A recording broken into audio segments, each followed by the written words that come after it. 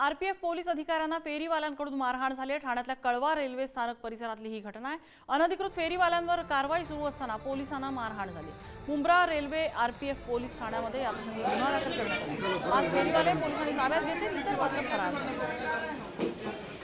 Nikesh Shardul update देत आहेत। निकेश, नक्कीच 11 डिसेंबरची ही संपूर्ण घटना आहे। 11 डिसेंबरला कळवा रेल्वे स्थानकाबाहेर जे अनधिकृत फेरीवाले असतात त्यांच्यावरती कारवाई करण्यासाठी रेल्वे पोलिसांचे जे आरपीएफचे जवान आहेत आणि पोलीस अधिकारी जे आहेत ते पोहोचलेले होते। मात्र या सगळ्या अनधिकृत फेरीवाल्यांनी जे आहे ते आरपीएफच्या जवानांना आणि पोलीस अधिकाऱ्यांना मारहाण केल्याची घटना जी आहे ती समोर आलेली आहे। ही संपूर्ण घटना जी आहे ती मोबाईलमध्ये चित्रित केलेली आहे आणि संपूर्ण सोशल मीडियावरती आता हे सर्व प्रकरण जे आहे ते व्हायरल होताना आपल्याला पाहायला मिळतंय। या प्रकरणी मुंब्र्याचं जे आरपीएफ पोलीस ठाणे आहेत त्याच्यामध्ये गुन्हा दाखल करण्यात आलेला आहे। तर या प्रकरणी 5 जणांना अटक करण्यात आलेला आहे। तर इतर जे काही फेरीवाले होते ते देखील फरार आहेत। त्यांचा शोध जो आहे तो सुरू आहे। मात्र या घटनेनंतर एक बाब पुन्हा एकदा निष्पन्न होते की फेरीवाल्यांची मुजोरी आणि किती वाढली आहे ते पुन्हा एकदा समोर आलेलं आहे। अगदी, आणि हा बंदोबस्त करणं ही गरजेचं आहे। निकेश, धन्यवाद या माहितीबद्दल।